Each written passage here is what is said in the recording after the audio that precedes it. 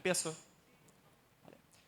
Muy buenas tardes. Hoy tenemos aquí a Dania Sacurbelo, artista multidisciplinar, activista e investigadora que indaga acerca de temas relacionados con la canariedad, la identidad, la diversidad y sobre todo cuestiones que tienen que ver con las políticas de igualdad y de género. En 2017 se gradúa en Bellas Artes por la Universidad de La Laguna. En 2021 realizas el máster en estudios de género y políticas de la igualdad por la misma universidad y en 2020, entre medio de esos estudios de máster, te conceden un premio Emma Goldman Snowball Award.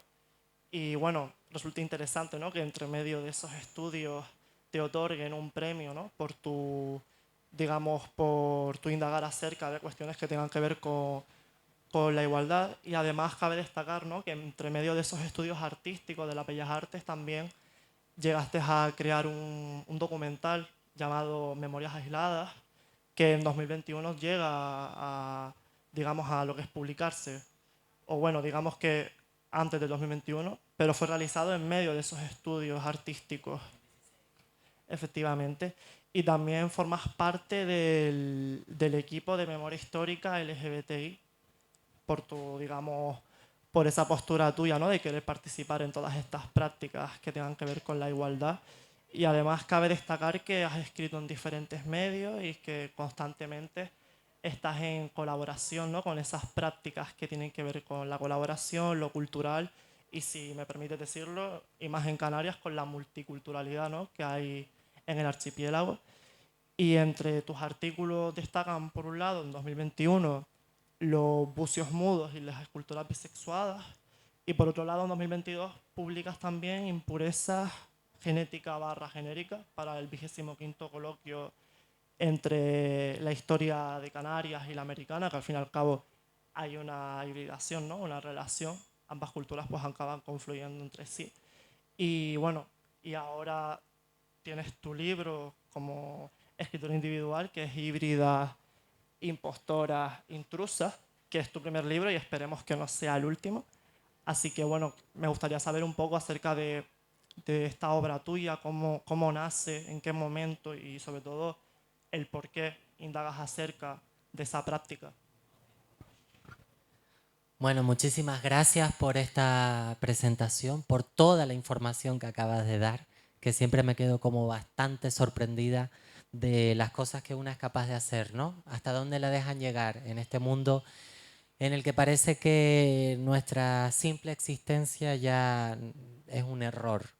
Pues bueno, con 28 años puedo decir, y se me llena la boca al decirlo, ¿no?, que pese a que en el día a día se vea que no hay esperanzas depositadas en gente como nosotras, una no hace caso a eso, ¿no?, y sabe que puede llegar lo más lejos que crea, lo más lejos que sea su mente, ¿no?, la que ponga ese límite y no el resto. Entonces, el libro, Híbridas, Impostoras, Intrusas, nace en el seno del Máster de Estudios de Género y Políticas de Igualdad de la Universidad de La Laguna. En 2021 se presenta como un trabajo académico de final de máster, pero yo soy de la opinión de que los trabajos académicos tienen que trascender los propios circuitos, porque son muy endogámicos. Entonces eso ya yo lo había hecho antes con precisamente Memorias Aisladas. ¿Y qué decido? Pues a través de Lucas Platero, que es un teórico español, profesor universitario, que fue quien me nominó al premio Emma Goldman de la Fundación Neerlandesa Flax, pues es Lucas quien media y quien escribe el prólogo finalmente del libro con la editorial Bellaterra. Y 2 años después, en 2023 viene el libro, nace de algún modo el libro, nace de ese huevo, ese cisne negro, que es la portada.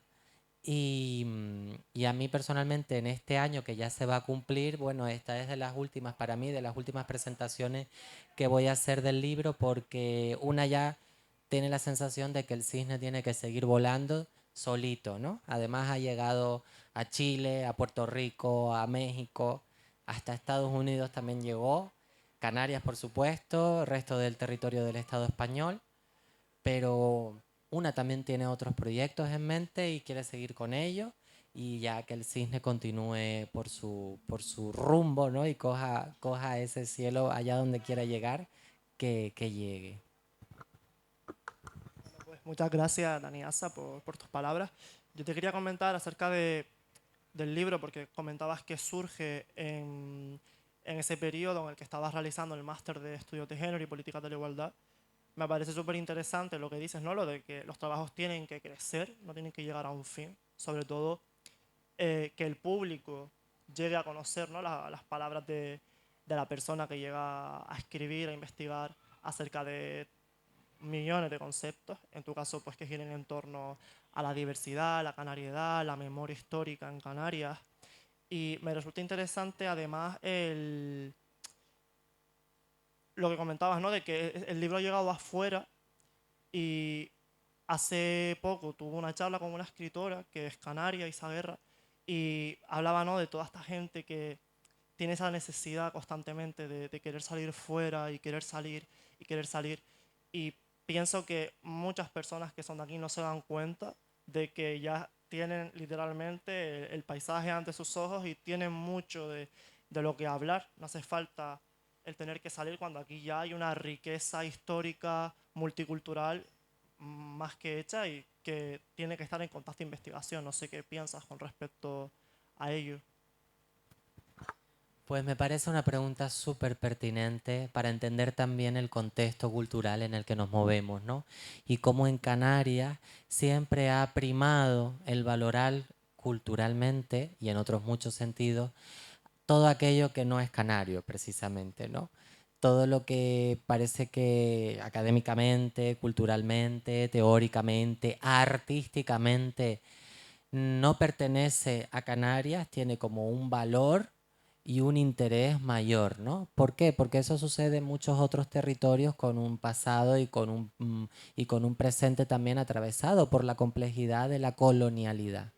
Y en ese sentido es bastante frecuente que muchos territorios con esta coyuntura de la colonialidad se perciban a sí mismos desde esa subordinación, ¿no? Frente a unos relatos, frente a unos centros que ocupan Europa primeramente y luego al otro lado del charco Estados Unidos, pero frente a ese eurocentrismo, el resto de territorios como Canarias estamos a un margen, ¿no? Y ese estar en un margen hace que siempre te identifiques y te proyectes con ese anhelo de pertenecer a ese centro. Pero eso es una ficción porque nunca se va a cumplir.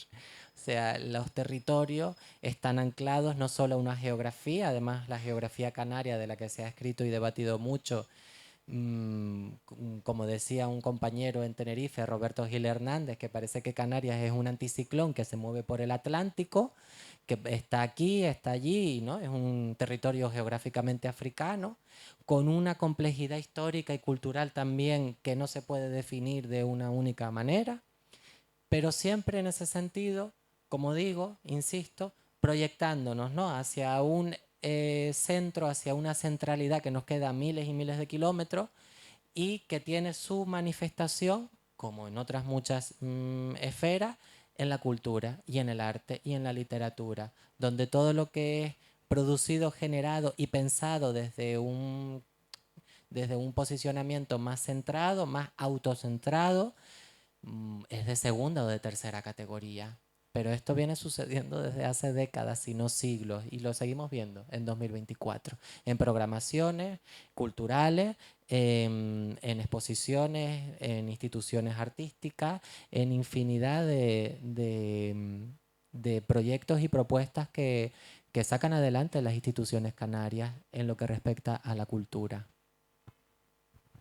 Me parece interesante, además, lo que nombras, ¿no? De todos estos productos culturales, porque en tu libro, Lucas Platero, en el prólogo, eh, nombra que uno de los aspectos claves de tu obra, ¿no? Que de por sí el concepto de híbrida, impostoras, intrusas, surge, ¿no? De ese concepto de la mujer mala, esa femme fatale, aplicada en este caso a a las realidades de las mujeres trans.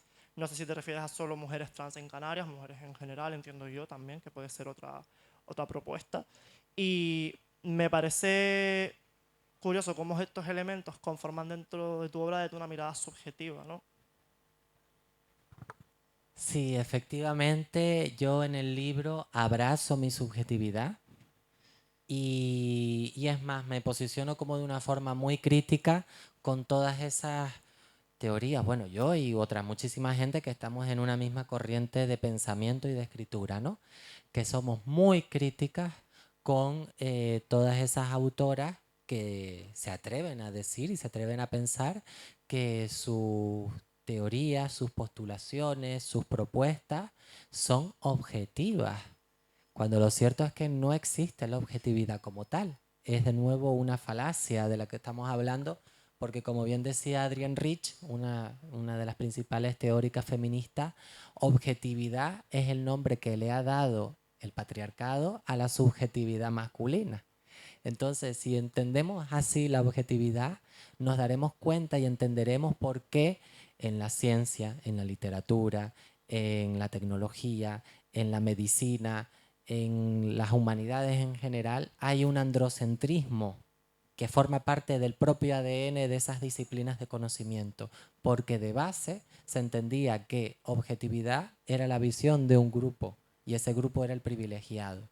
Entonces yo no aspiro a ser objetiva, todo lo contrario, no me interesa en absoluto la objetividad, me interesa más reflexionar desde mi subjetividad, que es algo que se conecta además muy bien con de lo que ya hablaba Donna Haraway en los 90, que es el conocimiento situado, que es entender que los conocimientos no nacen en un universo paralelo o en un limbo que está descontextualizado. Todo lo contrario, los conocimientos se producen en entornos concretos y están encarnados también en distintas subjetividades que están a su vez atravesadas por otras muchas categorías.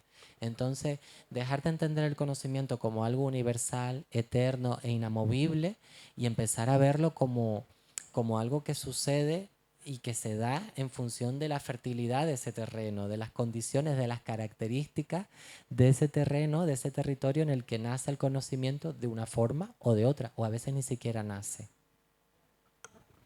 Es súper interesante también esto que comentas, ¿no? Sobre, eh, digamos, toda esa variedad que hay en Canarias, toda esa hibridación, que es un concepto que te comenté que usaba mucho en mi entorno. Y respecto a el papel que juegan Canarias, ¿no? Esas subjetividades se siguen dando, se ocultan, o incluso desde la historia, que es lo que te comentaba antes, que muchas veces la historia escrita por ese hombre europeo, cisgénero, blanco incluso, para ser más concretos, a veces la historia incluso llega a un punto en que cuesta creerla. Por eso a mí me parece interesante, ¿no? Que a veces intentamos reír tanto del objetivo y aferrarnos a lo subjetivo, porque al fin y al cabo es lo subjetivo, ¿no? Hay como un, digamos, hay una comodidad, ¿no? Y al fin y al cabo lo subjetivo también puede ayudar a otras personas a encontrarse a sí mismos. Y me recordó una cita de Sarah Ahmed en Fenomenología Queer, que, ¿no? Que a veces que para poder orientarnos en el mapa, tenemos que desorientarnos primero. Y me parece bonito, ¿no? A veces hay que huir un poco del objetivo, apoyarnos en los objetivos, desorientarnos, para luego poder encontrarnos y de esa manera también ayudar a ciertas personas. Y volviendo al libro de Híbridas Impostoras Intrusas, eh, me parece también curioso, ¿no? Cómo relacionas esa forma de, digamos, los mitos, los ligas al cine, a la música, a la cultura popular, sobre todo la imagen de la portada. No sé si tiene relación o tiene que ver algo con los mitos, los cuentos o algo así, digamos, ligado a la propia cultura. Sí, la portada del libro es básicamente un ser monstruoso. Bueno, las ilustraciones son mías, además, las que están dentro del libro y la de la portada. Y es un cisne con la pierna cruzada así. Y bueno, mitad de aquí para arriba de la cintura un cisne negro y la otra parte unas piernas, ¿no? Con pelos como esta que ustedes ven. Y, y para mí hay dos cuestiones. La primera tiene que ver con la zona del cuerpo en la que se corta ese monstruo, ¿no? Que es la cadera, mejor dicho. ¿Por qué? porque la cadera, bueno, digamos cadera, cintura, pero esta zona de aquí, que divide el cuerpo en dos, en muchas monstruosidades. Hablo, por ejemplo, de la sirena, hablo de otras monstruosidades, la Selkis, ¿no? La mujer serpiente, la esfinge, aunque la esfinge muchas veces llegaba incluso hasta aquí, ¿no? Esa condición monstruosa con cuerpo de leona y cabeza de mujer. Pero me interesaba porque se conecta muchísimo con la experiencia trans, con la experiencia travesti, en el sentido en el que también nuestros cuerpos eh, están como atravesados por esa frontera. Una frontera que la marcan los genitales por un lado y el resto del cuerpo. Entonces, bueno, no es baladí, no es anecdótico que a las mujeres trans se las conozca como sirenas porque son mujeres con cola. Entonces, esa frontera que tiene el ser mitológico con esa además condición de salgo del agua y el marinero me ve, lo engaño, lo seduzco, pero debajo de la superficie que ya oculta de cintura para abajo hay otra condición que es monstruosa, que va a asustar al marinero, que cree que está de verdad enamorando con, o siendo seducido por una mujer, mujer, pues eso se conecta muchísimo con la experiencia trans y en el libro ese relato se ha conectado a su vez con lo trans en el cine, en la literatura, en el arte, en la sociedad, en diferentes medios también. Entonces, no me parece que sean cuestiones anecdóticas, sino sobre las que hay que reflexionar para entender que también la identidad y la identidad con esa condición además colectiva, tiene mucho que ver de los medios de comunicación, de los canales de representación, ya sean más o menos culturales, más populares o más de alta curnia, en fin, mm, que lo que somos también es resultado de las imágenes que nos rodean. Además, yo soy de una, pertenezco, ¿no? De algún modo a esa corriente de pensamiento que le da mucha importancia a la imagen en nuestra sociedad. Todo lo que es la cultura visual, la noción de la imagen como algo que no es inocente, sino que entraña muchos mensajes. Todo eso tiene una huella que va dejando, pero en ti, en ti y en todo el mundo de una forma o de otra las imágenes. Y a mí me interesaba mucho reflexionar sobre esas imágenes en el libro, sobre cómo las representaciones culturales y mediáticas que hay sobre lo trans se conectan a su vez con herencias desde la mitología, la literatura, el ballet clásico, de ahí además concretamente el cisne, porque el cisne negro te comentaba antes que para mí se origina ese arquetipo de mujer mala con El lago de los cisnes de Tchaikovsky, que El lago de los cisnes es un libreto que supuestamente está bastante embebido de cultura popular de Europa del Este, rusa, polaca, Polonia, no sabemos muy bien, porque en aquella época, hace 2 o 3 siglos, las fronteras no estaban tan definidas como ahora. Pero a mí me interesa el cisne negro en ese sentido, en el sentido en el que representa un arquetipo de feminidad peligroso, engañoso, embustero y abyecto, ¿no? Y problemático, porque es el cisne blanco en el lago de los cisnes, representa la virginidad, la dulzura, la pureza, y el cisne negro representa a la bruja, a la impostora, a la fea, a la vieja. Entonces, eso también se conecta mucho con esto de lo que estamos hablando. Sobre todo cuando leí el prólogo me llamó la atención lo de la femme fatale, la mujer mala, porque realmente los orígenes de la femme fatale se asocian a la mujer sin género y a día de hoy pues se sigue atribuyendo esa imagen, ¿no? Por imaginario colectivo, digamos que se asocia ese tipo de imagen ya a un personaje arquetipo como bien lo es pues la mujer cisgénero, la mujer heterosexual. Pero lo que respecta, digamos, a las realidades queer dentro de lo que es el cine, ¿crees que se sigue representando, se sigue ligando a esa imagen de la femme fatale? ¿O tiene otra mirada, incluso, digamos, el personaje, en el buen sentido, dentro del cine, se asociaba a personajes peligrosos, personajes incluso con el punto de comicidad. No sé qué piensas acerca de ese concepto, si está bien empleado, está mal empleado, o digamos que no se quiere emplear como debería de emplearse. Pues mira, antes de hablar del cine, sí me gustaría como comentar un caso que no es cine, pero es representación audiovisual, que es el anuncio que sacó Gucci, Yves Saint Laurent, bueno, una de estas marcas de moda de las más top, Jesús, no recuerdo cuál fue, bueno, ya me vendrá, que protagoniza, entre otras, la actriz canaria, canariona, además de esta isla, Lola Rodríguez, que hace unos meses ella sale en uno de estos anuncios, que no recuerdo cuál marca es ahora mismo, pero bueno, de las top de moda y de perfumes y todo esto. Y cómo aparece Lola Rodríguez, que es una actriz que sale en Veneno, que sale en Vestidas de Azul también, una actriz, modelo, trans, canariona. ¿Cómo sale en ese anuncio? Dentro de una bañera con una cola de sirena dorada.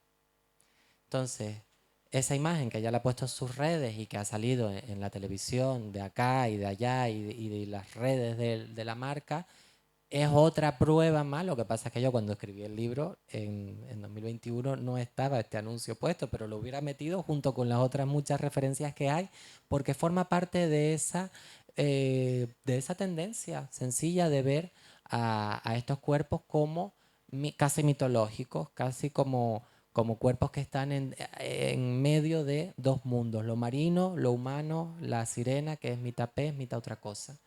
Entonces, como te digo, en el cine hemos pasado en los últimos años de estar representadas por actores varones, o sea, que a un actor varón le pongas una peluca, ya funciona como una mujer trans, que yo me pregunto cómo es posible que si la gente estaba de acuerdo en esto, cómo es que a Leonardo DiCaprio no le dieron una peluca para que hiciera el papel de Rose en el Titanic, o otros tantos papeles en la historia del cine de películas que la gente ama y recuerda con tanto cariño. Pues imagínense por un momento ver a Leonardo DiCaprio haciendo de Rose en Titanic con una peluca, o en cualquier otra película que se trate tan a la ligera el género del personaje. Y sencillamente una persona trans es un hombre con peluca, pues se la ponemos a este y ya está legitimado para ser, por ejemplo, a la chica danesa, ¿no? La película esta de Lily Elbe. Pues hemos pasado de eso, de esa situación tan bochornosa y lamentable, a estar esos personajes protagonizados por actrices y actores trans. Ya es un paso, vale, estupendo. Ahora vamos a reflexionar sobre los papeles, sobre las historias que están representadas cinematográficamente. ¿Qué es lo que representan? Prostitución, drogadicción, suicidio, violencia familiar. ¿De verdad que todas las historias están siempre repitiendo un mismo patrón? ¿No hay otras historias de vida? ¿No hay personajes científicas, ingenieras, doctoras? ¿Dónde están esos otros roles en nuestra sociedad? Pero bueno, es que vamos poquito a poco, mientras el mundo va como con una velocidad de vértigo, nosotras seguimos, bueno, pues con pasito lento y con pasitos de tortuga, pero firme, ¿no? Que es lo importante. Yo creo que hace falta un poco salirse de esos patrones tan reiterados, por no llamarlos copias incluso, porque lo que tú comentas siempre son las mismas acciones asociadas a un tipo de persona concreta, las profesiones concretas para un tipo de personaje dentro de una diégesis fílmica. Y antes que comentaste lo de la película, bueno, el libro y también el documental en su momento de Jiménez Rico, el de Vestida de Azul, en el 72 hubo en España el caso de Mi querida señorita, del reciente fallecido Armiñán. Y es curioso, ¿no? Como la película siempre se ha vendido al público como un personaje transexual, pero realmente ya Vegas en su libro del análisis social cinematográfico del papel que ha jugado la mujer trans durante la transición española, recalca que el fallo de la gente es asociarle un tipo de construcción, porque realmente el personaje es intersexual, o sea, lo que a día de hoy vendría siendo intersexual. El personaje se crea como un personaje hermafrodita, pero la peculiaridad de Arminian, que a mí personalmente no me choca, es que pienso que lo hace desde una amabilidad, ¿no? Y como un respeto hacia los cuerpos. De hecho, la película, lo curioso dentro de ella es esos dos contrastes entre el personaje de Adela, que es realmente la protagonista, y por otro lado ese personaje, como lo es Juan. Pero hay una amabilidad dentro de la historia y hay como una riqueza poética de la construcción del personaje, de cómo es su relación con los otros personajes dentro de la trama. No sé si has visto la película o tienes, pues es interesante, ¿no? Porque Armiñán se plantea en el 72, en plena dictadura, ¿no? La construcción de un personaje diferente al resto, pero que por su forma de ser, en cierto modo, no llega a disgustar a la gente. Y lo interesante dentro de la trama es que mmm, nace hombre sin género, lo tratan como a una mujer que es como ese proceso en el que va creciendo y está enamorado de su sirvienta sin saberlo. Nunca ha perdido la virginidad, no sabe lo que son las hormonas, no se lo han explicado. Entonces él poco a poco, a lo largo de su trayectoria, va conociendo su cuerpo, se va conociendo a sí mismo. Hay un juego constantemente de dualidad con el tema de los espejos, los objetos, la música que se emplea dentro de la trama. Está enamorado, como bien dije, de su sirvienta y ella de ella realmente. Que también puede haber una lectura, digamos, homosexual dentro de la propia historia, pero Armiñán la construye, digamos, una forma amable, no, nunca hay ningún insulto ni una mala mirada, y eso, como bien comentaba, es en época de la dictadura, que ahí digamos que la censura pues estaba a tope, que la censura es otro tema que me interesa dentro del cine, y con respecto a todo este tema relacionado con las cuestiones de género. Y otra cosa que quería recalcar de tu libro es esa dualidad o cómo conviven, por un lado, esa teoría feminista a la que te apoyas y por otro lado, la teoría de colonial. ¿Qué relación existe, ¿no? Entre lo de colonial, lo femenino dentro de lo que es tu propia escritura? Bueno, lo cierto es que en Canarias existe desde hace años, bastante, podríamos decir que desde Mercedes Pinto, desde el siglo pasado, esa teoría feminista o esos movimientos feministas empiezan a coger impulso, lo cual no significa que antes de Mercedes Pinto no existieran mujeres en Canarias con actitud o con compromiso feminista. Lo que pasa es que no existía como tal ese nombre.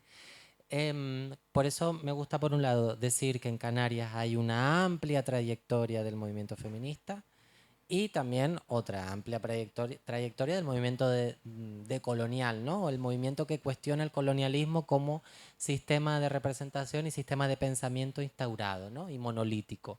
Esto en Canarias también tiene una larga trayectoria, bueno, desde Secundino Delgado en el siglo XIX. Y si ya podemos incluso ir más atrás hasta los alzados, ¿no? Hasta esas formas de resistencia indígena que se dan en estas islas a la propia colonización. Para mí todo eso forma parte de una genealogía.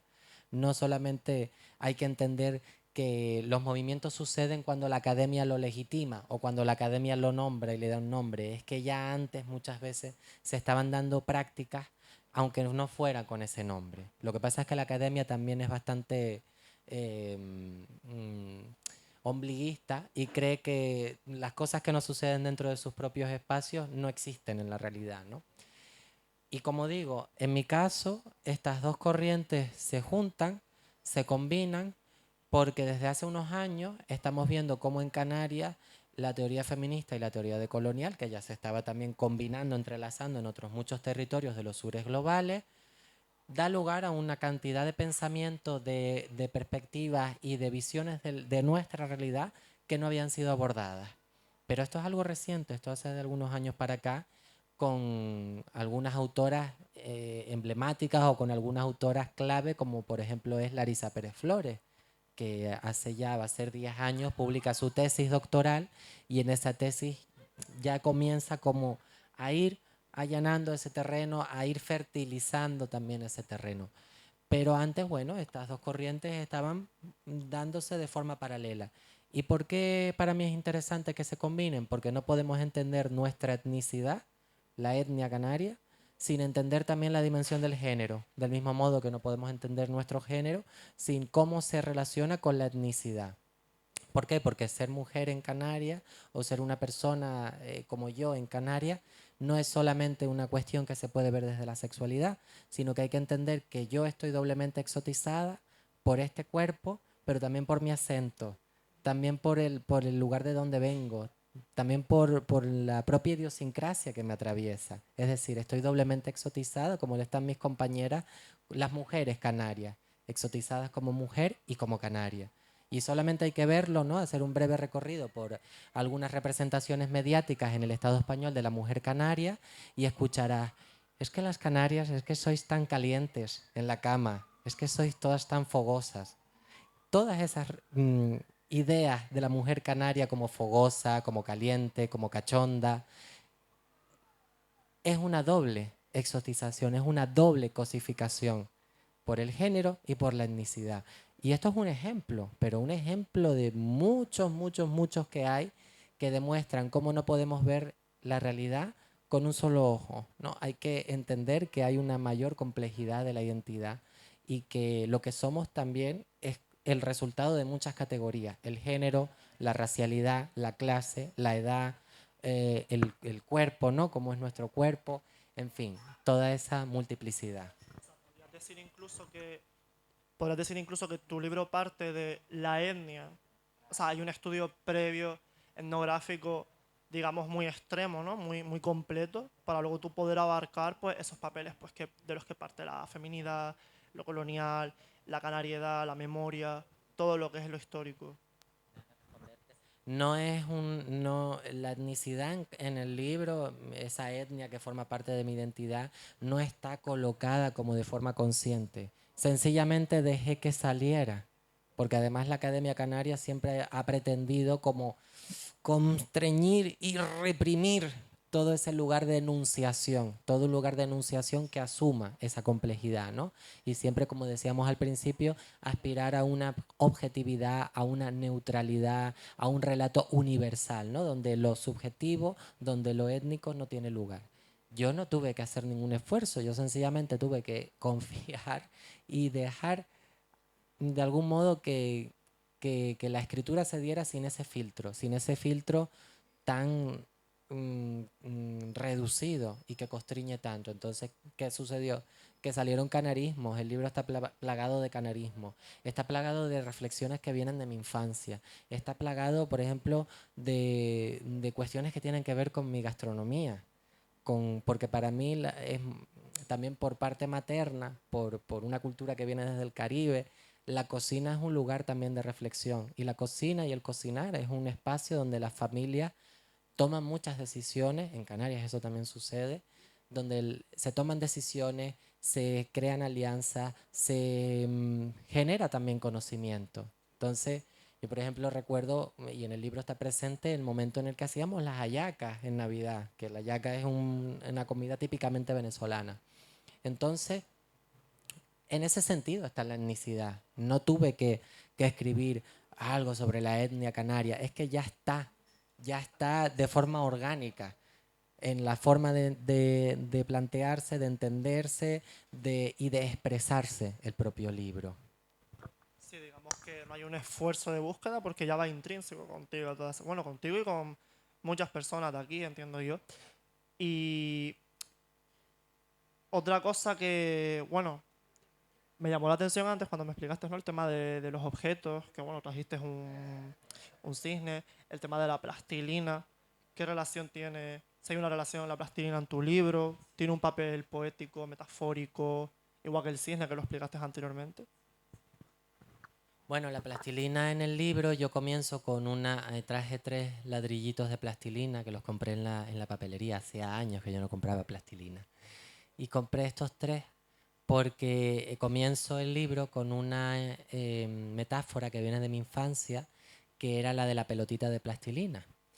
Y a mí me interesaba mucho esa pelotita que se conforma a partir de los pellizcos, de los fisquitos de otros colores, de los colores que son puros, ¿no? O vamos a decirlo entre comillas puro, porque de puro no tiene nada. Para conseguir el azul, el rojo, el amarillo como pigmento han tenido que darse una cantidad de pruebas de ensayo y error, de pigmentaciones, de tintes químicos, de colores, de colorimetría, que es lo que da lugar, ¿no?, a ese pigmento. No existe como tal el azul, el rojo, el amarillo, sino que es el resultado de muchas mezclas y de muchos ensayos. Pero bueno, vamos a entenderlo como colores puros. ¿Por qué? Porque la pelotita de plastilina no es pura, porque se forma a partir de esos fisquitos, de esos pellizcos de otros ladrillos.